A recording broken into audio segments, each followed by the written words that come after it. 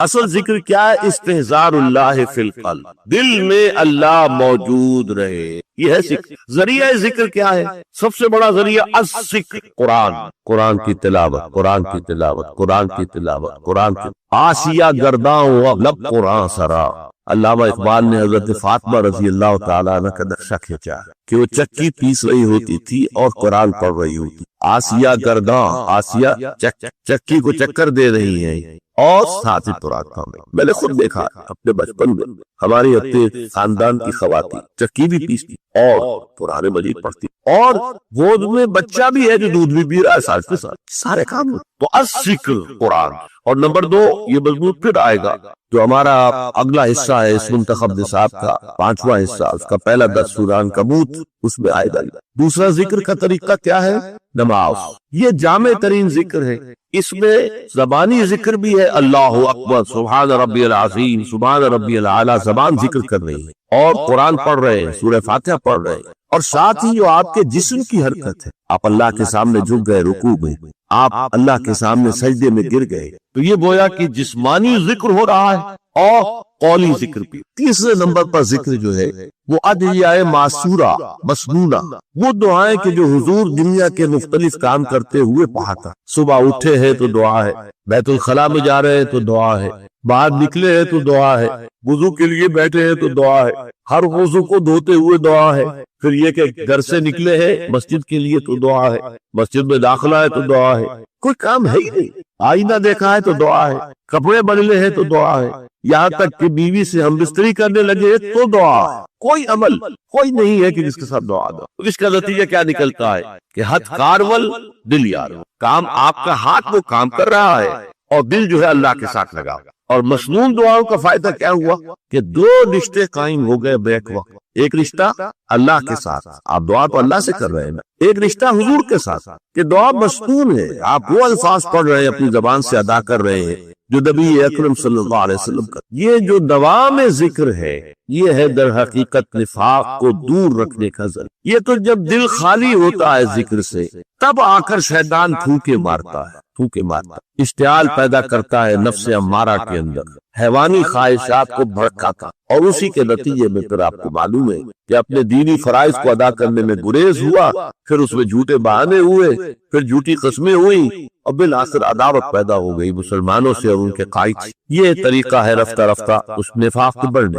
اصل بات کیا ہے؟ دل خالی، خانہ خالی دا دیورا بھی گیرت، کہ جو خانہ خالی ہوتا ہے، گھر خالی ہو اس میں جن آ کر آباد ہو جاتے ہیں۔ اسی طریقے سے یہ جو خانہ خالی ہو جائے گا، اللہ کی یاد سے غافل ہوگا دل، اس کے اندر جو ہے شیطان اپنا ڈیرا لگائے گا۔ ہمارے ذہنوں میں جو معیارات بیٹھے ہوئے ہیں وہ کیا ہے؟ کامیابی پیسے سے، کامیابی جائیداد سے، کامیابی کاروبار سے، کامیابی شہرت سے، کامیابی اقتدار سے، یہ معیارات۔ جو جتنا دولت مند اتنا کامیاب، جو جتنا مشہور اتنا کامیاب، جو جتنا پاپولر اتنا کامیاب، جو حکومت پر پہنچ گیا کامیاب، جس نے بہت کاروبار جما لیا کامیاب، جس نے بہت جائیداد بنا لی کامیاب۔ یہی ہے اصل میں ساری بس کی گانٹھ۔ جو تصور کامیابی کا ہوگا اسی کے مطابق آپ کی بھاگ دوڑ ہوگی، اسی کے لیے جد و جہد ہوگی، اسی کے لیے توانائیاں صرف ہوگی، اسی کے لیے دن رات کی مشقت ہوگی۔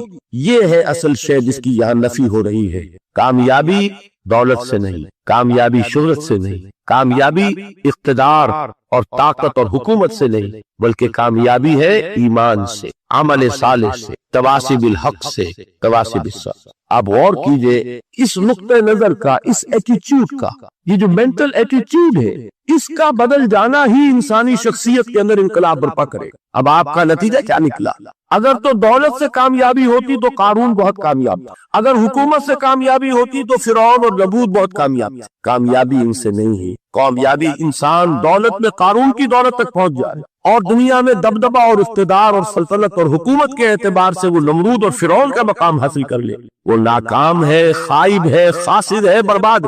اور ابو ذر غفاری کامیاب ہے، چاہے ان کے پاس کچھ نہیں، جھونپڑی تک نہیں تھی، کوئی گھر نہیں تھا، حضور نے فرمایا ہے اللہ کے کچھ بندے ایسے ہوتے ہیں جو کسی محفل میں جانا چاہے تو انہیں اجازت نہ ملے، جو کہیں اگر رشتہ کرنا چاہے کوئی ان سے رشتہ کرنے کو تیار، کہیں کوئی سفارش کرنا چاہے تو ان کی کوئی بات ہی نہ سنے، لیکن اللہ کے ہاں ان کا وہ مقام ہے کہ اگر بھولے سے بھی کسی بات پر قسم کھا بیٹھتے تو اللہ ان کی قسم کی لاج رکھتا ہے۔ یہ ہے فرق، یہ جان لیجیے اچھی طرح۔ اس بات کا مان لینا آسان، اس پر سبحان اللہ کہنا آسان، لیکن اس کے مطابق آپ کے اپنے ذہن کا بدل جانا بہت مشکل، اس لیے کہ ہم متاثر ہوتے ہیں اپنے ماحول سے۔ بڑا محل ہے، دیکھ کر ایک دفعہ جھجری آتی ہے تو بڑی سی 20 فٹ لمبی کار سناٹے کے ساتھ آپ کے پاس سے گزر گئی، ایک دفعہ اعصاب کے اندر ارتعاش ہوتا، محسوس ہوتا ہے بڑے یہ نصیبے والے لوگ ہیں، بڑے خوش نصیب، بڑے کامیاب، حالانکہ کچھ معلوم نہیں کہ یہی سب سے بڑی بد نصیبی ہو سکتا ہے کہ یہی سب سے بڑی ناکامی۔ اگر ذہنوں میں یہ بات بیٹھ جائے کامیابی کس شے سے، یہی وجہ دیکھیے قرآن مجید میں بارہا آپ دیکھیں اولئک ھم المفلحون، یہ ہے لوگ کامیاب ہونے والے۔ آج ہی آپ نے نماز میں وہ آیات سنی، یا ایھا الذین آمنوا ارکعوا واسجدوا واعبدوا ربکم وافعلوا الخیر لعلکم تفلحون۔ اے ایمان والو، رکوع کرو، سجدہ کرو، اپنے رب کی پرستش اور بندگی کرو اور اچھے کام کرو تاکہ تم کامیاب ہو جاؤ۔ تو کامیابی کن چیزوں سے ہے؟ یہ ہے سب سے بڑا سبق۔ یہ ہمارے دل میں اگر بات بیٹھ جائے، ٹھک جائے، تو زندگی بدل جائے گی، صبح و شام بدل جائیں گے، نقشے بدل جائیں گے، بھاگ دوڑ کا رنگ بدل جائے گا، ویلیو سٹرکچر بدل جائے گا۔ آج وہ ایک چیز نہایت اہم نظر آ رہی ہے، کل نہایت غیر اہم نظر آئے گی، جیسے کہ حضور کی حدیث ہے مالی ولی دنیا، مجھے تمہاری اس دنیا سے کیا سروکار، انما مثلی کراکب استظل تحت شجرۃ ثم راح فترکھا، میری مثال تو اس سوار کی سی ہے جو تھوڑی دیر کے لیے ایک درخت کے سائے میں ٹھہرتا ہے سستانے کے لیے، پھر وہ اپنا راستہ لیتا ہے، اسے اس درخت سے مستقل تعلق اس کا نہیں، وہ اس کا گھر نہیں، وہ اس کی منزل نہیں۔ اسی طرح یہ دنیا میرا گھر نہیں۔ اب دیکھیے ہم کہتے ہیں انا للہ و انا الیہ راجعون، ہم تو مسافر ہیں، ہم اللہ کے پاس سے آئے، اللہ کی طرف ہمیں لوٹ جانا ہے۔ کن فی الدنیا کانک غریب و عابر سبیل، حضور فرماتے ہیں دنیا میں ایسے رہو جیسے کہ تم اجنبی ہو یا راہ چلتے مسافر۔ لیکن یہ طرز عمل کب ہوگا؟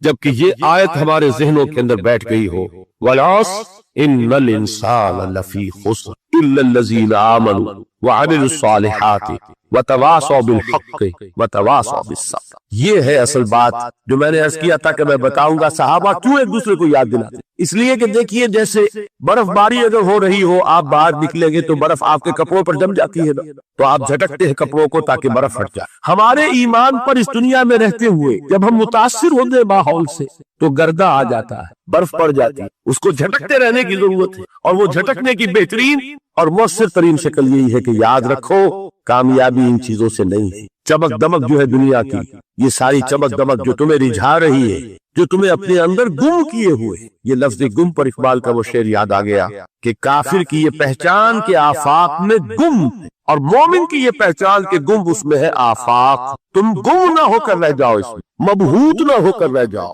مرعوب نہ ہو کر رہ جاؤ، دنیا ہی کی محبت تمہارے اوپر ڈیرے نہ ڈال، تمہارے دلوں کے اوپر مسلط نہ ہو جائے۔ لہذا تازہ کرتے رہا کرو، والعصر ان الانسان لفی خسر الا الذین آمنوا وعملوا الصالحات وتواصوا بالحق وتواصوا بالصبر۔ پھر یاد کر لو، پھر تازہ کر لو اپنے اس یقین کو کہ کامیابی دولت سے نہیں، کامیابی ثروت سے نہیں، کامیابی اقتدار سے نہیں، کامیابی شہرت سے نہیں، کامیابی جائیداد سے نہیں، کامیابی ہے ایمان سے، کامیابی ہے عمل صالح سے، کامیابی ہے تواصی بالحق سے، کامیابی ہے تواصی بالصبر۔ یہ چار چیزیں جو یہ دو آیات آ رہی ہیں، یہ پھر بہت عظیم خزانہ ہے قرآن مجید میں۔